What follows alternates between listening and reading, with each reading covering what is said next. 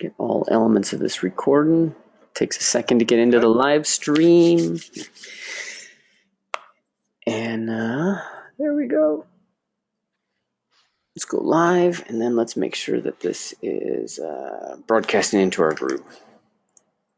So for those of you who are watching this over in Artist Awake in the Guild, get a little note, pop a little heart or like or whatever those things are. And that way I know that you're there and that you can hear. And for those of you guys who are here with me live, just give me a shout out in comments. Can you hear me okay? Is everything good? And can you see Baj's screen?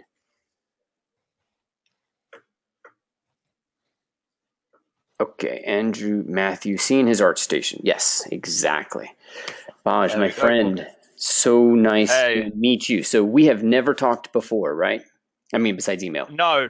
Yeah. So I got your email a couple of weeks ago. Yeah. Cool. So this is the first time I'm getting to meet you, and I've seen your work and been a fan of this. And then I encountered your anatomy, and I was like, "Teach, please."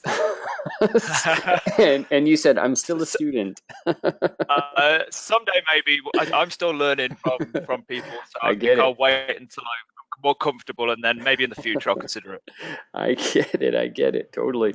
So tell me, what for those who don't know you, what do you do? Okay, so I am the lead character artist over at Creative Assembly on the Total War Warhammer franchise.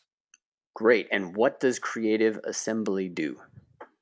So we predominantly do historical games. We've always been known for the Total War franchise, but we also do we did the Alien Isolation game as well, and recently Halo Wars 2. Yeah. But our main kind of flagship franchises are the historical Total War games, and more recently we've started looking at the fantasy side with the Warhammer projects. All right. And are you guys hiring? We're always hiring. I think we're looking for a couple of artists over on the console team. So yeah, if you want to go to the website, you can check that out. Great. Apply if you think you're ready. What do you look for when from people that you're hiring? And I mean you specifically, if you have any environment in there, because I mean HR, and I'm sure there's a million people that are involved in that, and I'm not asking you to speak for the company. I just mean from your experience, what helps? What's a good thing for somebody to do or be? Interesting work. I think I get a lot of portfolios where it's just sculpting work only, which is only 50% of the job. Yep. Like I need to see you do your sculpts, and I need to see your low poly work, your game work, and your texture work. Yeah. So that is kind of a no-no starting that off. It's like if you're going to apply for a character art job, you need to show that you can do the whole process, because we'd expect you to do the whole process here.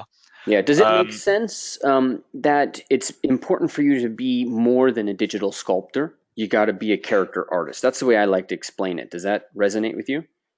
Yeah, I mean, at the end of the day, if you can only do 50% of the job, then we can't hire you, because we need someone to go from start to finish and take on that whole process. Because all of our character artists will start off with, a basic concept, well, a good concept, and then work that through all the way to the final stage of the character. Totally. And what else does somebody need? Because I know the next question that everybody, or the next thing people assume is, I got to know everything about anatomy. So what else do they really need? It's not about like perfection in anatomy. I don't think that anyone ever truly reaches perfection. I think obviously good anatomy for a character artist, understanding anatomy and showing a willingness to learn more and take on more. But for me, it's more interesting work.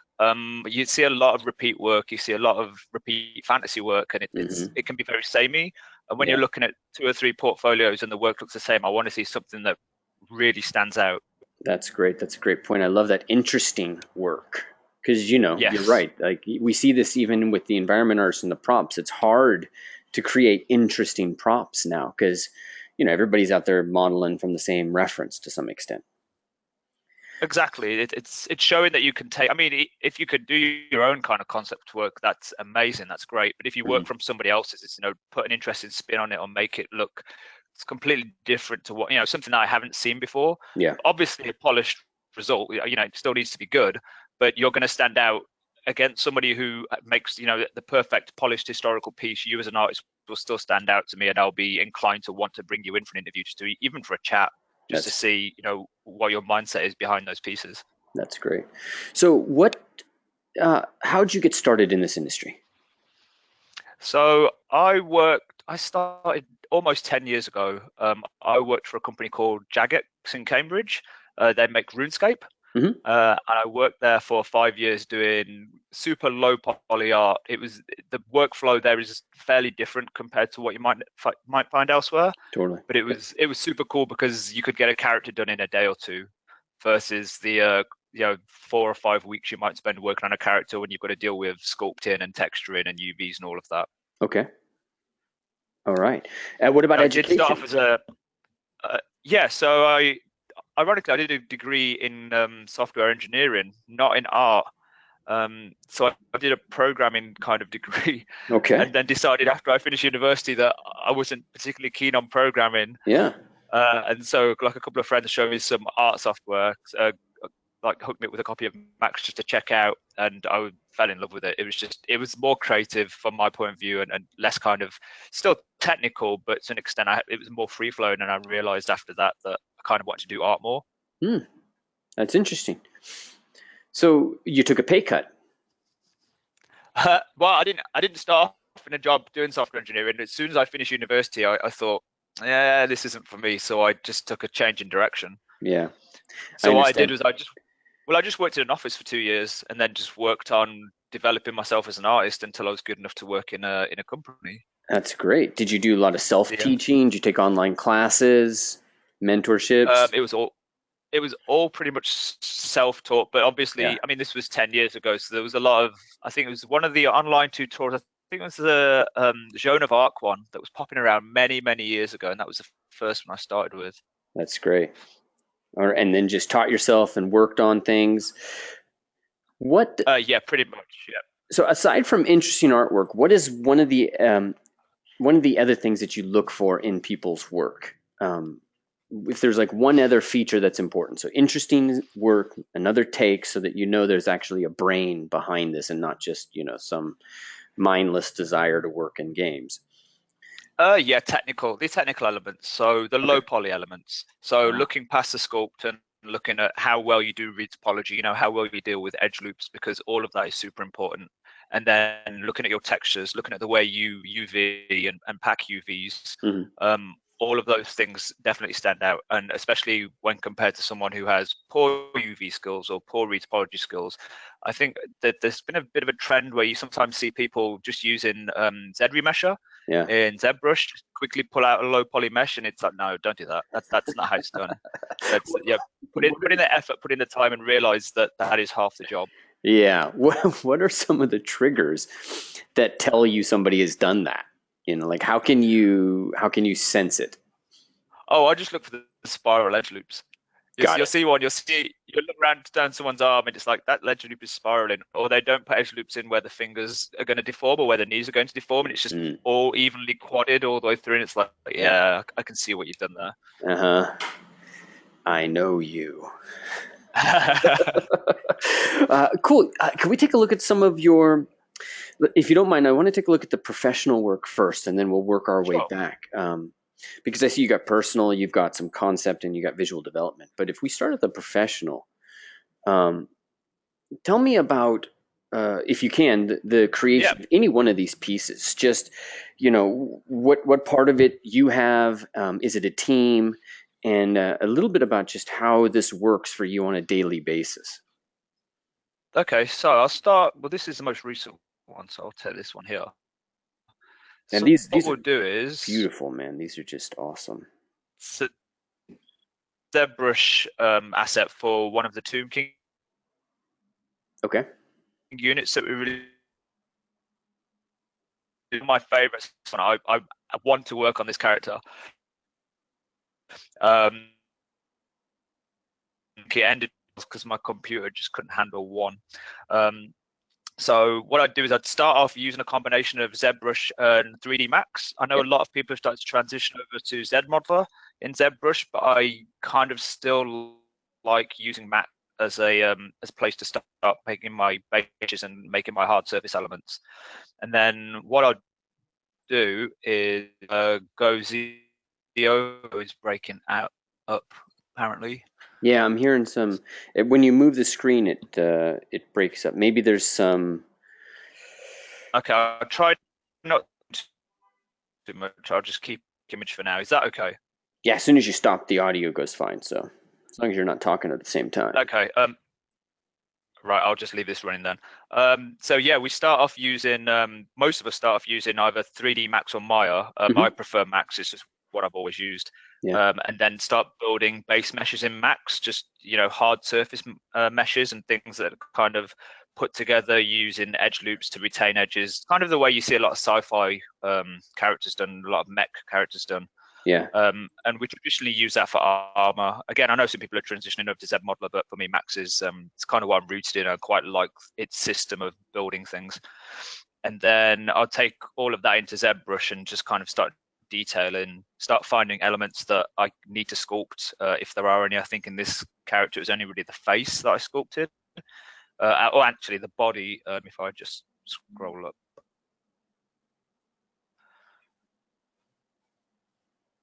Yeah, so you can see the mixture of sculpted and hard surface. And so then what we do is just...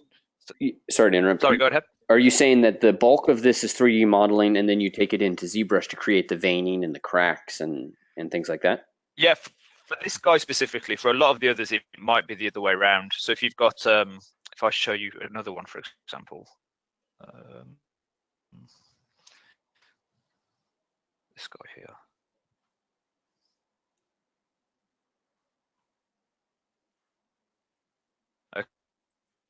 Okay, yeah. This ZBrush took one of the proxy meshes that we'd have for the animators. So basically the animators need a proxy mesh which they work from because they might start their animations before we start finishing a character off. So I'll take that, throw it to ZBrush, start detailing, building it up. And then again, with the helmet and the kind of armor pieces, they were done in Max and used the Go Z functionality to move them over. Okay. But most of it was just in ZBrush. Like extractions and then H polish and things like that to get the planes. Yeah, to get the kind of edges, I usually use something like Trim Dynamic and H polish, and then just a couple of, not too many brushes. I don't want to have like a ridiculous amount of brushes that I use. It's kind of like just go in and try and keep it simple and make it look sculptorly. Yeah. Yeah. And is that is that a focus? Sorry, One of the things that's really important for me is finding the triggers that help people understand whether something is professional or amateur. And so like you said earlier, you look to make sure it's interesting so there's a brain behind it. Then you look at the technical side because you're trying to see, hey, are they serious enough on the tech? Because if they're not serious enough on the tech, you're in trouble hiring somebody like that or working with somebody like that, because then you or somebody else on the team has to do the tech. Exactly, yeah. And then so in this case, you're using the word sculptural. And yeah. So how does that fit into your kind of pipeline? So each character takes complete ownership over the character they work on. So in this case, I started from start to finish. So getting to this stage, the screenshot that's on would have been about half of the job. So that is the sculpting element where you're taking that into ZBrush, you're taking your hard surface elements from Max and you're sculpting chips and cracks and damage into it. Yeah. Now, this stage is the other 50%. So that's when the lowest, when you start looking at whatever texturing programs you use to kind of add all of that detail in. Yeah. Yeah. All right. And is this in Substance, hand painted, Photoshop? How do you do the texturing? So for the texturing, we use Quixel Suite. Because we work with a lot of contractors as well, it's just the easiest solution for us. At the minute, anyway. What is it that you like about Quixel, or it makes it easier? For me, it's Photoshop integration. I'm again a bit old school, so I like jumping into Photoshop, being able to modify things very quickly. Yeah. But our studio kind of uses both. Some teams use Quixel, other teams use Substance, so it's entirely dependent on the team. Okay, and then so within the team, everybody conforms, or is there some variety there too? We try to keep it conformed because it means that all of our source files and raw files are in the same format. Right. So if we need to make any changes, especially if we get work from a contractor, it's very easy to do. Okay, got it. And how long do you spend on a character like this? I think you said 4 weeks. This guy was about 5, just because of his size and the amount of variation. Yeah. Is But a good bit of that back and forth iterations with the art directors and whatnot? we try and keep iterations to kind of like a minimum. I mean, my way of leading my team is to kind of let them get on with it until they hit a point where they feel as though they need feedback. Yeah. The last thing I want to do is constantly be over their shoulder, giving them, prodding them and telling them to change this or change that, because at some point I want them to learn how to develop their design sense and their design skills rather than just feeling as though they're part of a conveyor belt, a production line. Yeah. And them to actually learn how to be artists just so they get better at their job overall. That makes sense. And so this is a good time to point out you're a lead character artist. Yeah. And what does a lead character artist do? So there's like, is it the senior character artist? There's junior character artist. Now, lead character artist, how does that fit into the pipeline of art director and on down? So it's pretty much one before art director. It's one position before, but basically, I spend half of my time doing art, Mm-hmm. and then the other half kind of managing, Yeah. looking at scheduling, looking at resources, dealing with contractors, dealing with documentation, and kind of looking at proxy files and raw texture files, and kind of getting the fundamentals together so that the team can kind of use those and start building from them. Yeah. And has your background in coding, do you think that's helped you in terms of the job? In terms of what we do, it's been 10 years since I touched any of that stuff, so Uh-huh. it's all gone. I've Yeah. completely forgot it all. But I think it helps as well that I'm friends with the lead technical artist as well, so I work quite closely with her when possible to kind of deal with things like making sure that our workflow can be sped up, or making sure that letting them write us decent tools and scripts to help speed up our workflow. So it's less of a technical understanding from me and more putting my trust in people who are more technically minded. Got it. You can kind of speak the language a little bit. Yeah, exactly. It's like, chat to people, be open with people, converse, and just make sure that everyone knows what everyone else is doing. And whenever you need help, invest that time in and speak to people who can provide it. That's great. And about how many hours a day do you kind of put in on it, this job as a lead? I know I get a general sense of things in terms of characters. I know in the game industry, it's just lots and lots, and there's always ramp up. But as a lead, you're responsible for management. You got a lot more on your plate.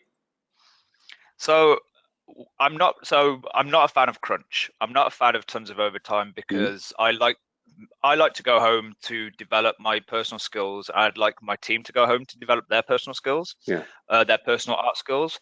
And the last thing I want to see is people burn out. So wherever I can, I try and make sure that my team come in on time and leave on time. And if we hit a particularly difficult point, such as bug fixing before a big release date or something, Yeah. then it's we do stay a bit longer, because that sort of thing is unforeseen. Yeah. But when it comes to getting the work done, putting your time, try and put in 100% whilst you're in the environment, and then go home and either rest or develop yourself further as an artist. The last thing I want to see is people burn out, because I think especially in the past, it's just been too commonly seen in the industry, and it's not good for anybody. Yeah. It has that reputation now because of that, right? Exactly, yeah, and it's Mm-hmm. something that I think a lot of companies looking to kind of counter it, and we could definitely do more overall.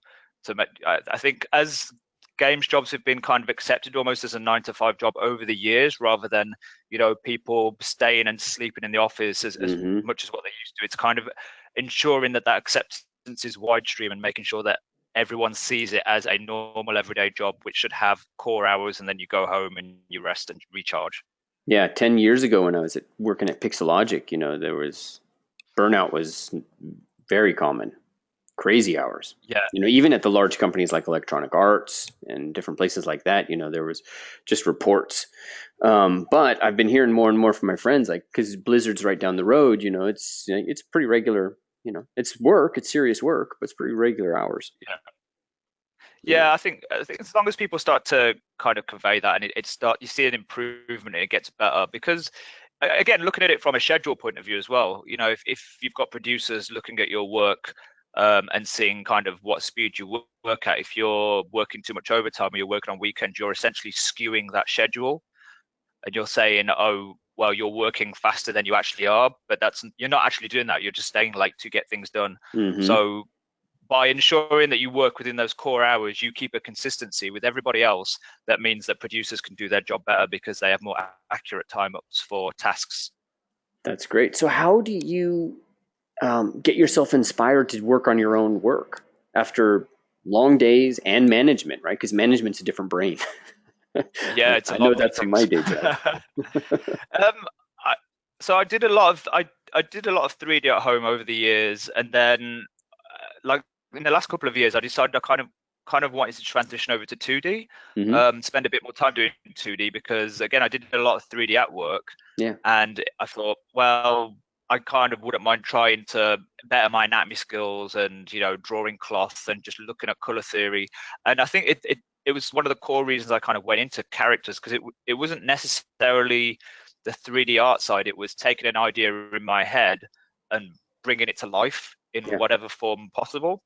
And 2D, I think, helps me do that faster. So I just give myself a new goal. So my goal now is to become really good at 2D, wherever I can fit it in. So when I come home, I usually either switch the computer on and do more work, or I'll get a sketch pad and draw some anatomy, and just try and keep myself motivated to keep going because it's something that I want to invest time in because it's something that I enjoy and want to see the improvement in. And I think it's something that, you know, as an artist, you kind of want to feel proud of as well. Yeah. And I don't think there's ever a stopping point. There's always something new to learn. Yeah. That's great. I Your love focus how. might change. Yeah. Yeah. Go for it. I mean, your focus might change. You might change, paths. You might decide to go from 2D to 3D, 3D to technical art. But I think there's always something that, as artists, as people within the industry, we're here because we're inspired to learn. It's not just about playing games or working on games. It's about Mhm. learning new techniques, especially in the field of art. So always pushing yourself above and beyond, I think, is very important.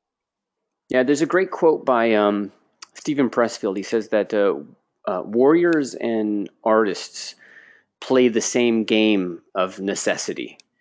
And it's really important for us as artists like it's not just about having fun. It's like a big part of what we do, in my opinion, is that struggle to get better and that struggle to just learn and do. It's like if you're not doing that, boredom sets in quick.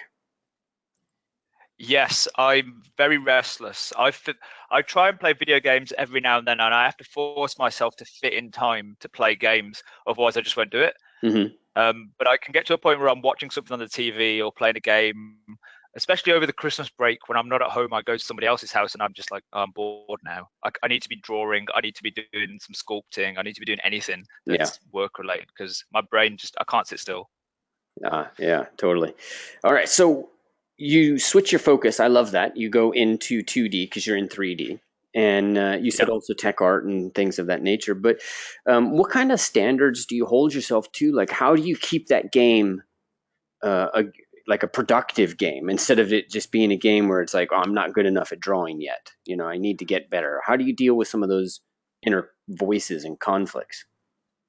I think personally, I think the important thing, and usually that voice kind of comes when you start comparing yourself to other artists. Uh-huh. Like if you load up Facebook or Twitter and you follow other artists and you see their work and you almost immediately think, oh God, what they're better than me. Yeah. But I think you change your mindset to more of a inspirational one as opposed to instead of a competing one. It's like this is what I aspire to be, and Uh-huh. I'll get there. And I think that like when you hear people say, you're competing against other people, I think your main competition is you. And if you keep bettering yourself over and over, you'll get to a point where not only will you get really good, but because you're competing against your own style and you're learning from other people, you'll develop a style of your own that really stands out. Yeah. You still with us? Yep. Sorry, Okay. can you hear me? I could. Yeah. There was Okay, cool. a sound. So that makes sense to me. I remember something Richard McDonald, the sculptor, was saying about how when he was really trying to get himself better, he kept his last five sculptures like in a Yep. row somewhere where he could see them chronologically so that he could see visibly the progress that he was making or not making Yep. so that he would know, I think this is what I need to do to grow. And then, because really the competition is you. yeah. I mean, you're only competing against yourself. If you start competing against other people, you'll always, you'll never be the best in the world. There's always going to be somebody better than you, but you can be better than what you were a week ago. And you can keep improving on that. And even if you might see, you see weeks where your improvement has kind of staled off a bit, there's still a chance to keep going, and look at different ways of improving and, different techniques, and even, take a bit of downtime and then come back to it. Yeah. Yeah, that makes sense. All right, so move your mindset from comparative, try to be inspirational or aspirational. Like that's Yeah. something that would really work for me. But that's hard to do when you're a beginner and you're looking at, how do I get a job? How do I make this happen? Like you're secure, you have your job, you get your paycheck. But in the But beginning, when you were uh, starting, I how, think it, yeah.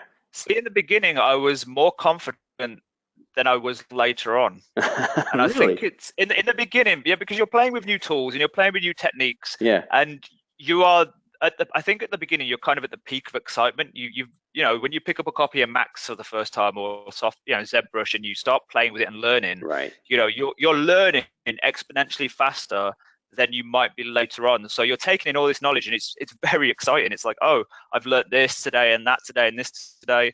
Whereas I suppose once you get a bit more experience, you get more critical of yourself, Mm-hmm. because you start to develop that artist eye, and Yeah. that criticism helps. But at the same time, I think your kind of ups and downs as an artist are kind of like fluctuate a lot more. In my experience, anyway, they fluctuate a lot more kind of in the middle and later on in your career, as opposed to earlier on when you really start to see those gains. Yeah. Because I think early on is kind of, if you look at a graph, there's been a couple of these that have been going around, you kind of see the most improvement, and then it kind of tails off a bit. And that can be the part where you're kind of like, oh, am I really good, or am I, is the imposter syndrome kicking in? And it's like, no, I am good. What am I talking about? I got here because I'm that good. Yeah. Um, but starting off, I find, especially doing something new, it is intimidating. It's very exciting, but the only way you can really go is up. So I think it's just constantly being inspired by people around you, and just keep focusing and putting the time in. And I guess as a beginner, I know I was quite guilty of this. You can, getting feedback from people, and you can sometimes look at it defensively. And once you change your mindset to, no, they're just trying to help, take on as much feedback as you can, learn over time how to, distinguish between feedback that's objective and feedback that's subjective. And, you'll learn not just skills as an artist, but also skills, training your eye and learning how to deal with other people as well. Okay, that makes sense to me. And that might lead us right to this next topic of looking at your concepts and your sketches, because Mm-hmm. this is one of the ways in which you kind of train yourself working on this 2D. Keep yourself moving. And I get Yeah. So as you're growing, you're actually seeing more. And so it's easier for you to compare more because you can see where your gaps are better now, right? yeah, if you give me 2 seconds, I'm going to see if I Absolutely. can load up a Photoshop file. Uh,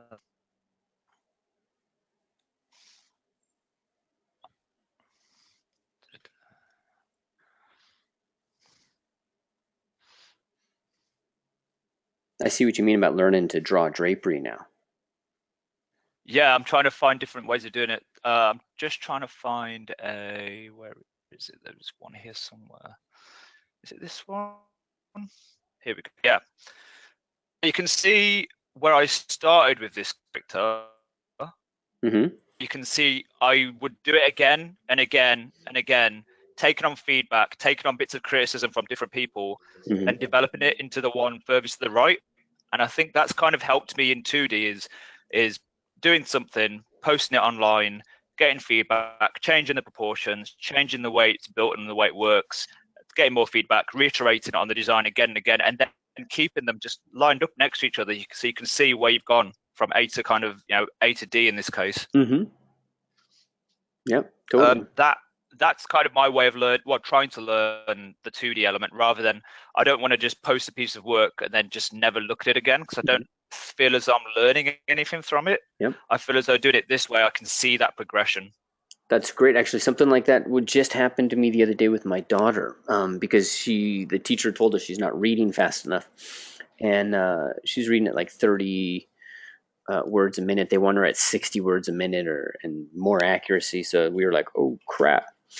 And then I realized that the way we train her is we just sit her down with a book and she just does her own thing, right? And she reads it, and then Yeah. you throw the book away, and that's the end of the deal. She just, it's a one-off, and we go. So I sat with her last night, and I timed her per page.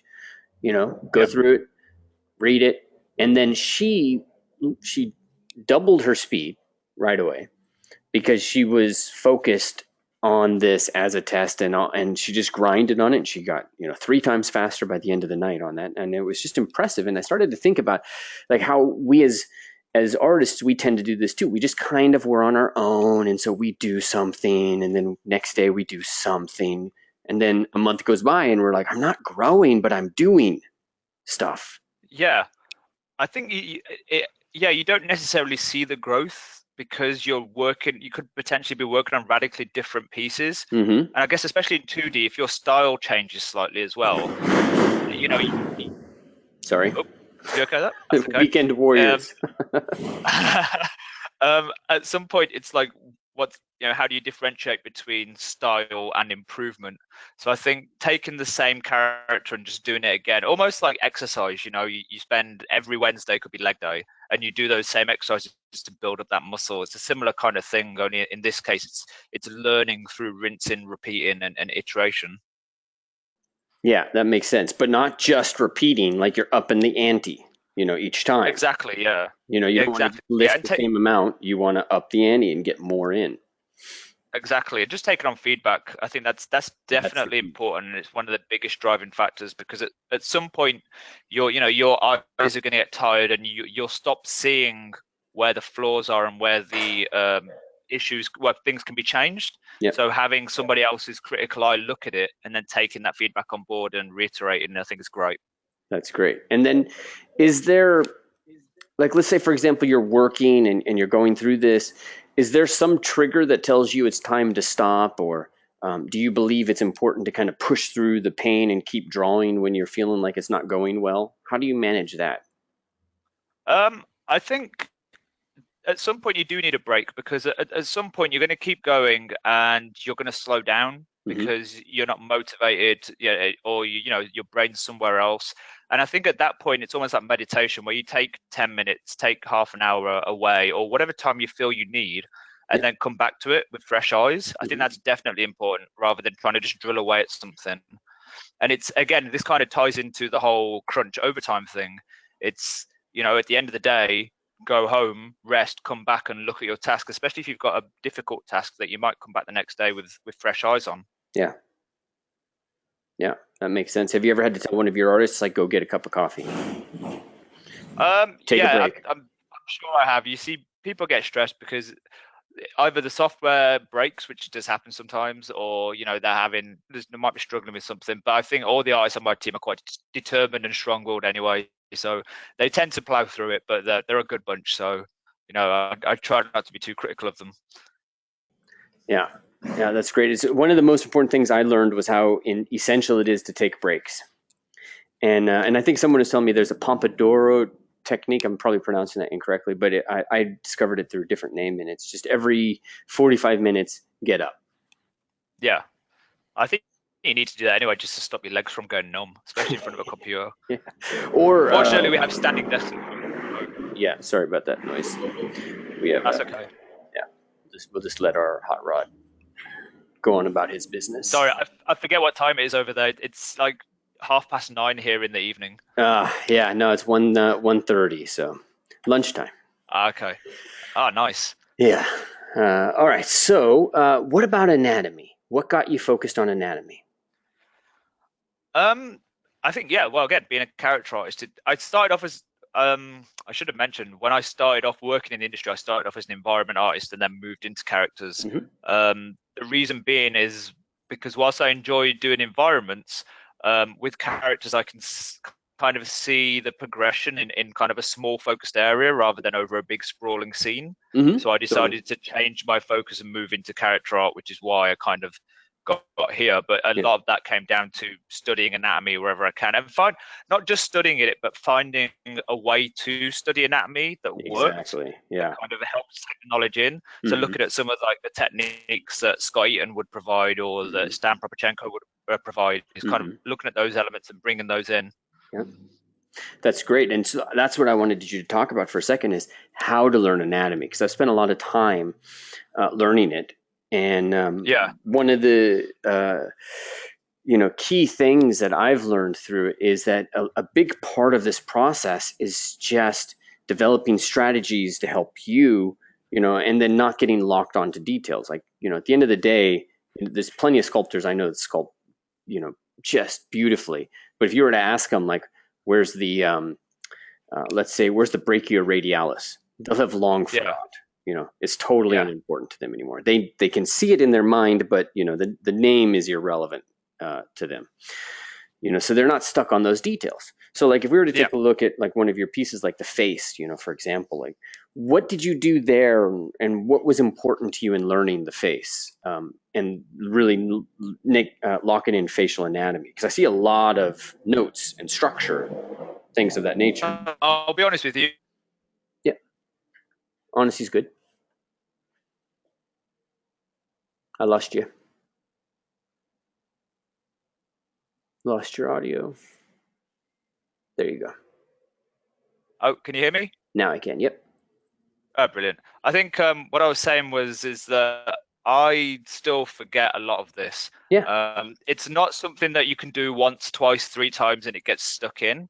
It's things that you do iteratively over time, and then one or two bones might stick with you, and then three or four bones might stick with you, and then the muscles will start to stick with you, and you kind of build upon it. So I think when you're learning anatomy, I think the important thing is to not think that you can just do a couple of equal shade drawings and then everything. It's about doing a couple and recognizing the forms faster the next time. So again, it's an iterative process of I've done this head study, so the next time I might still forget the names of the muscles, but I'll recognize the forms faster, and if I see them, I'll understand. It's kind of like picking it up. I'll understand where they're coming from and what they do.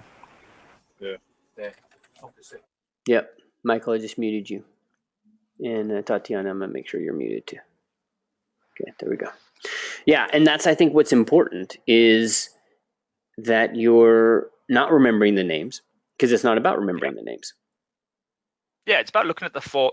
I think the forms are the important thing. It's something I've started to do. In fact, I'll post another one up here that I haven't put on my Facebook. There we go.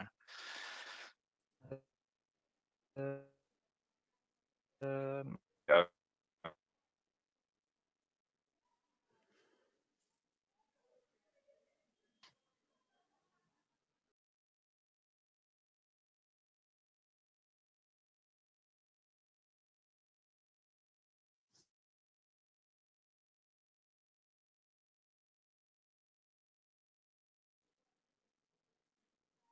No, I lost your audio again.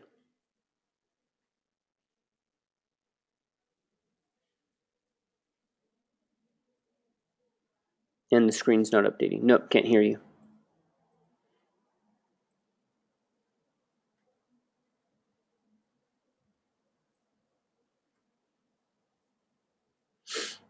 Might be because like I don't see the GoToMeeting interface here. So how do we get you back? This is not connected to this. Okay. Hard to say how we fix this. But you could always just close out and come back in.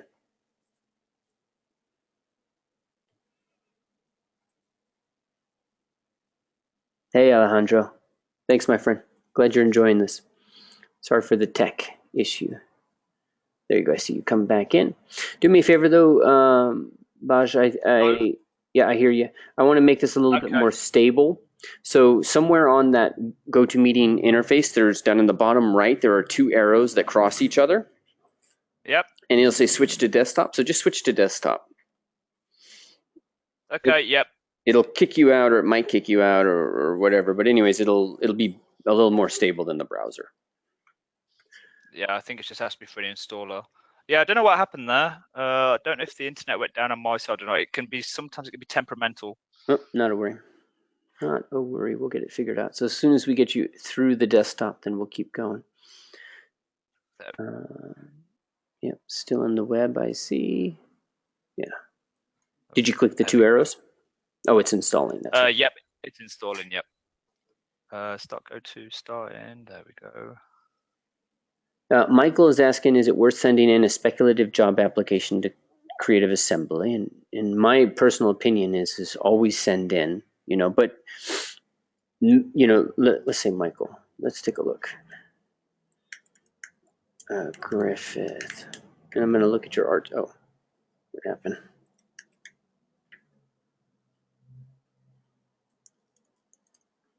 Oh, no. Never mind, I can't do it. Yep, there you are. Can you hear me? I can hear you, yep. Yep, can you, let me see my screen memory. I'm going to make you a presenter now. I'm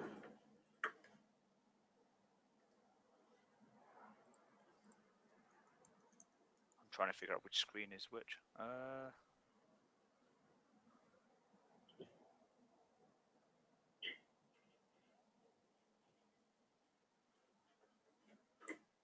Okay, so. There we go.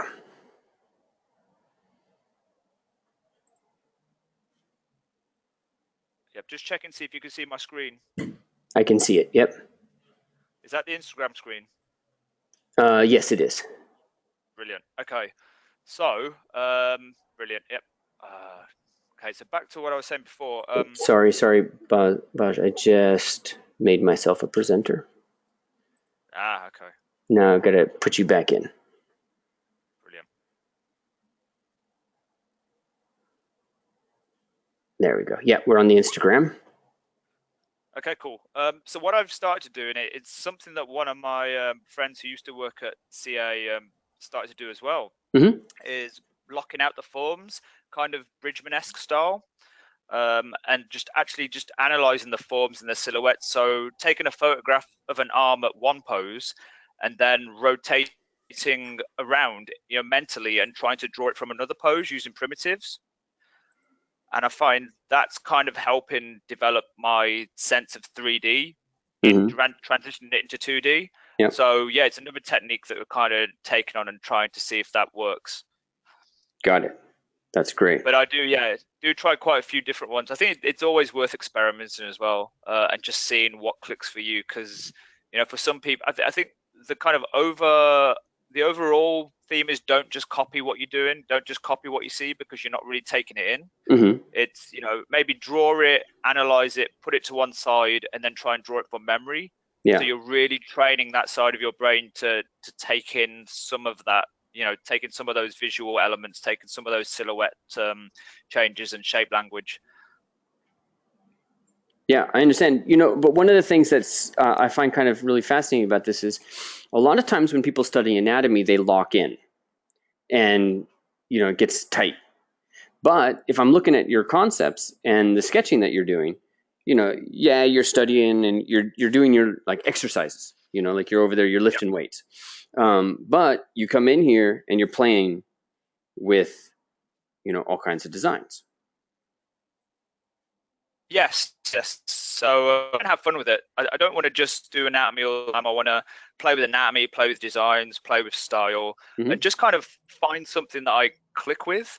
So I'm not a big renderer. I don't particularly like going in and doing a ton of rendering, but I want to take those forms and use simplified rendering to kind of define them so people understand what they are. Yeah. But we'll see where it takes me. For me, it's kind of it's a very new path as well. So I'm kind of excited to be on it and just learn as much as I can. Did you have to master anatomy before you got your job as a character artist, or get some level of? Again, I don't think anyone ever masters it. I think you get to a level where you're competent enough to take it to an industry setting, and then you keep developing it. I think you constantly train yourself up to keep learning new things, especially in a work environment with other people who are, might be trained in different elements of anatomy or understand different elements. Mm-hmm. You just take in their knowledge and you share your knowledge, and it just becomes a big knowledge share where you develop yourself even further. Okay. What is an acceptable industry level? How do we know that? I guess if you're looking at character art, I don't think you can really put a number on it. It's one of those where you look at a portfolio, and again, it depends on what level you come in at as well in the industry. So if we hire an intern, Mm-hmm. and they come on to say the Warhammer project, they'll Mm-hmm. start off modeling weapons and armor for characters, Yeah. and then we see them develop, and we also see them develop personally because a lot of our guys and girls work at home. Mm-hmm. And then once they have, show their work on Facebook or show their work to us, we kind of try and level them up a little bit and get them to do more, more advanced work and test themselves. So we had a couple of interns, that came in a couple of years ago, Yeah. and both of them leveled up exponentially just by trusting them with more work, because I think we kind of had the time to do so. Mm-hmm. So it's like, okay, we'll give you a horse to sculpt, or we'll give you a human to sculpt, and then just constantly giving them feedback, and that 8 hours a day of just learning anatomy and learning horse anatomy kind of helped. Got it. Okay. Obviously, once you apply for a more senior position, then we look for someone who's very competent with anatomy. Again, not perfect, just very competent, because I think everyone kind of makes mistakes. Is there one or two or three things that really show you somebody's still at the amateur level? Like, for example, with anatomy, one of the things that tells me where people are is elbows. Yeah.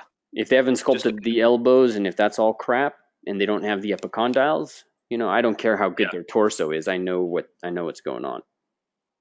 Yeah. I'm not. It's a hard one. I guess it's the face, because for our game, the focal point is the face of the characters. Mm-hmm. A lot of the time, they're hidden. The bodies can be hidden under armor. Yeah.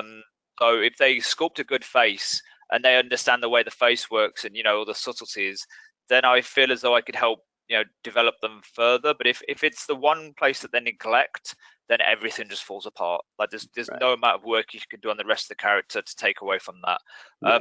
I think it's kind of trying to make sure that everything has a consistent look, and if that's competent anatomy, then it should just all be consistently competent. It is a tough question to answer because of the nature of our game. Yep. It's not just human anatomy, it's horse anatomy, or you've got to make a dragon, or you've got to make an orc. So it's a lot of varied anatomy that we try and challenge people on. And there's some weird creatures that come out of it. Got it. Yeah, and that makes sense. That's actually one of the things Marcin Kalicki, who's at CD Projekt Red, he teaches at the Bootcamp.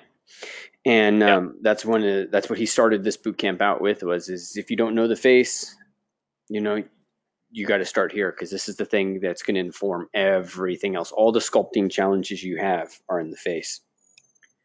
Yeah, I think again, and kind of step away from the details and look at the form. Mm-hmm.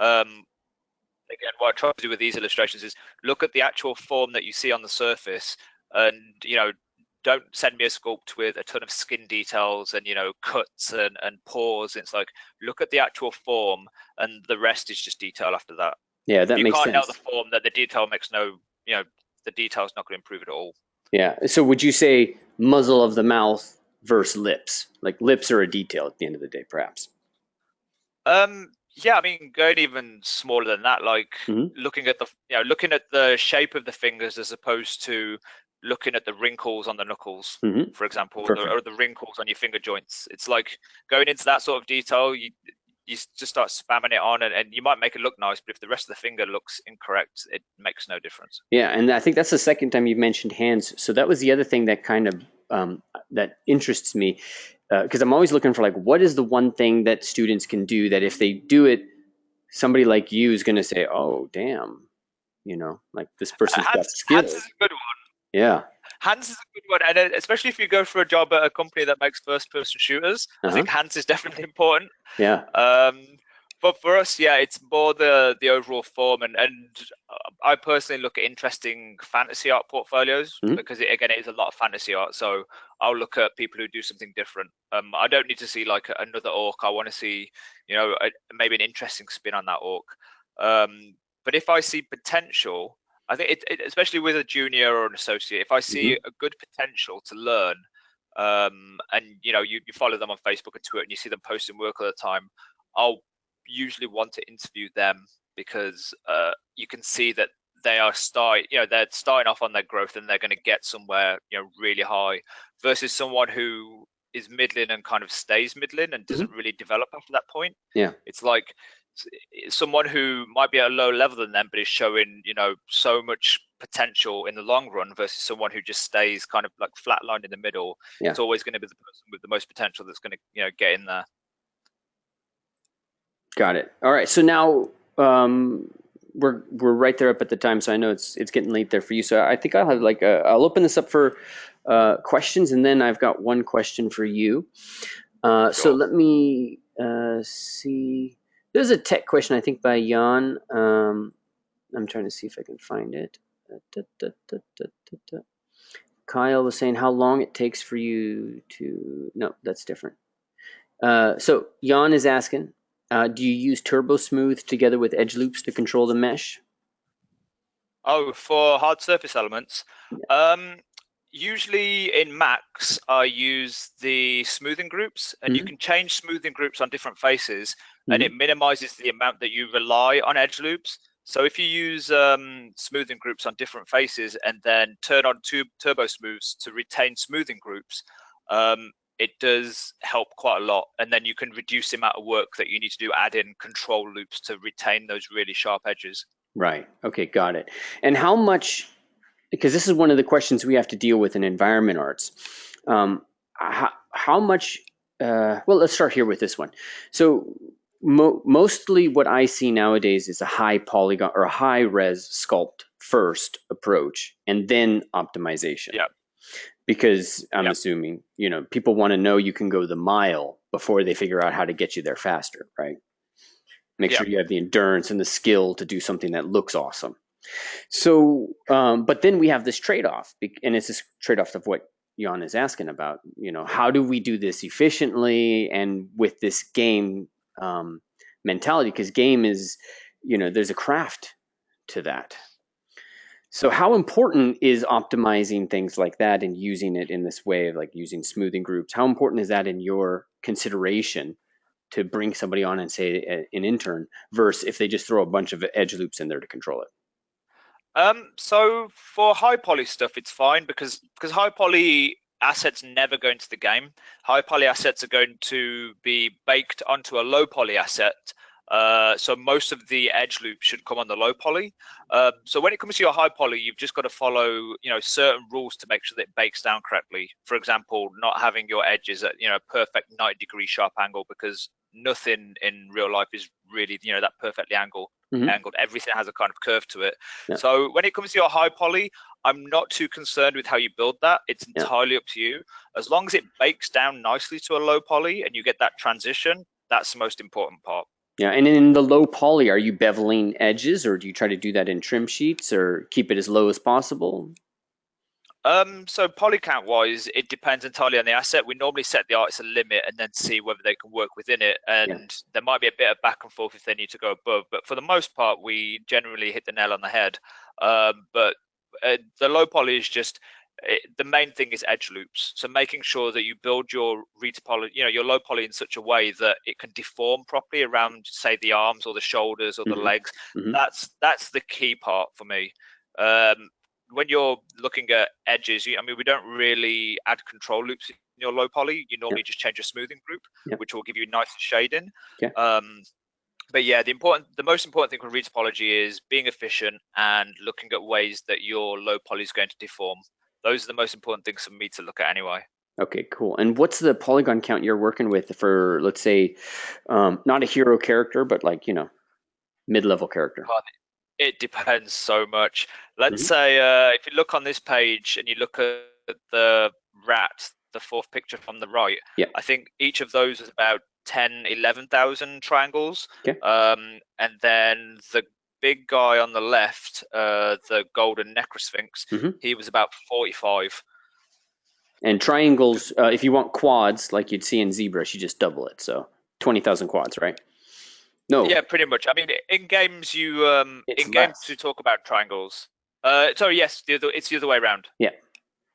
But when you refer to game meshes, you normally say triangles because that's it, when it goes into a game engine, everything gets converted into triangles, even if you model it as quads. Yep. Quads are just a way for riggers and skinners to kind of easily select edge loops so they can skin their characters very easily. But for the purpose of the game, yeah, everything gets converted to tries, so refer to them as tries. Yep. Awesome. All right. Okay, there's a couple more questions. Let's see. Corinne is saying the female on your personal work, you used several maps. How many maps do you expect an entry-level applicant to use on a standard human? And she's talking about UV islands. She says. It depends. I would say on Robin, I'm guessing she's talking about Robin. Yeah, I did use several. I used subsurface scattering. I used quite a few techniques. It's entirely up to you. I'm not too fussed how many maps you use. If you can use 1, you can use 2, you can use 4. But if you don't efficiently pack your UVs within those maps, then I'll notice. There you go. Yeah, that's great. That is so perfect. Thank you. Because the key thing for us is what moves the needle. So who cares how many islands you got, all of that stuff. Just have you done it efficiently? Have you packed it well? Exactly. It's like, how efficient can you be? And even looking at your characters, if you have a body and a head that don't have much detail on them, but you've used a 4K resolution map, I'd look at that and go, well, you could have done that in a 1K or a 2K. So that part of optimization matters. So look at what you're making and learn how to make decisions based upon how much detail is going into that asset. Yep, got it. And then what about posing? Is that something that you do an exceptional job at? So is that something that you expect people to kind of do? Yes, it definitely helps. For personal work especially, take the time to pose it. If I'm posing one of my characters, I'll quickly build a skeleton in Max using its bone tools, skin it up. It's very loose. It doesn't have to be clean. Get it into a good pose, and then I'll take that low poly asset into ZBrush and just move and just clean it up a little bit and move some of those verts around so it emulates what you'd see in game. Perfect. All right, Baj, my friend, thank you so much for taking the time, sharing your wisdom, and all of that. And so, just in summary, you guys have heard a lot. I think there's a couple of people, Danny Rosenberg and Michael Griffin are both looking at you, looking at applying over there. So, the key things, and this is really, I wanted to say this instead of asking Baj this. The key thing that I want everybody to remember is look for the language that Baj uses. So he said a little bit more sculptural. He's interested in the efficiencies. Look for the way that he talks. What's really important for him is making sure things are interesting, but then at the same time, make sure that you can handle. He wants to have some sense that you can handle the technical capacity. Start to read between the lines when you're hearing people get interviewed. Read between the lines to see what's really important to them, because most likely, if Baj is like the other people I've met, when you can hire an artist they are great work and it's just amazing, but then you get them in house and you see they hacked it all together. Then their workflow is a little bit laborious. They're not very efficient, and that's a big drag, on a team if you're not careful. So you got to look for what are the ways in which he's phrasing things, and see if you can understand what's important to him. And then that's what you do, is you make sure that you're hitting all of those targets in your guys' work. So last thing for you, Baj, what do you recommend that people do, or how they what they focus on if they're interested in an internship at a company like Creative Assembly, or with an artist like yourself? Like, what's something that really makes a difference to you outside of being interesting work and making sure they have a technical, something technical about the work, like maybe a rig in there or something? What else helps? Internet presence definitely helps, and it's got more and more common. As you see groups on Facebook, you look up of Polycount and Twitter, Yeah. having that kind of presence will definitely get you noticed, because even if you do amazing work, if I don't see it, I might not realize that you're out there. Yep. But definitely, like, whatever company you're applying for, try and look at what they do and find ways, not necessarily to emulate it, but to, in your mind, try and improve on it. And again, as an intern, it's going to be difficult for you to do because you're just starting out. But having that kind of goal, firmly set, I want to work for this company, so I'm going to take their approach and see what I can do to make it stand out above everyone else's, I think is a good mindset to go in with. Yeah, that's great. And do you like it when people have a portfolio that's like tailored for your company? Like, we know you do this project, so we're going to do an interesting take on that project. Because of how long it takes to do character work, and I can understand that, when you're looking for a job, especially as an internship, you might be applying in several places. Mm-hmm. I'd say look at your portfolio and, do 3 or 4 standout pieces, but diversify them. So bipedal human piece, definitely. Whether it's fantasy or sci-fi, do both. Do one that has a lot of elements on cloth and another that has elements of hard surface. Mm-hmm. At least that way, I know that you can handle both of those things, even if then they might not contextually be completely relevant to what we do. Yeah. Because I also understand that from your point of view, you've got a finite amount of time to kind of do this work. You might have another job that you're working at, working at a coffee shop whilst you're trying to work on your portfolio. Mm-hmm. And characters take a long time, so don't necessarily tailor what you're doing to the company. Just take 4 pieces of work that maybe use current generation tech, especially if you want to work for a company like us or for a company that makes PS4 or current gen console games, and try and build something that mixes all those different techniques in. So hard surface, cloth, hair, anatomy, and does it in an interesting way. Cool. All right, my friend. Thank you so much for taking the time.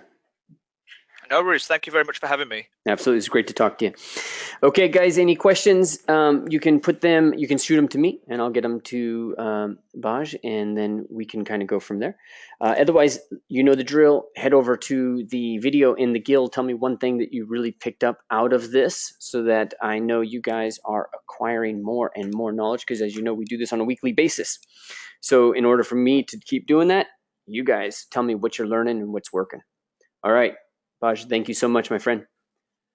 Brilliant. Thank you. Thanks. Take care, Bye-bye. guys. Bye-bye.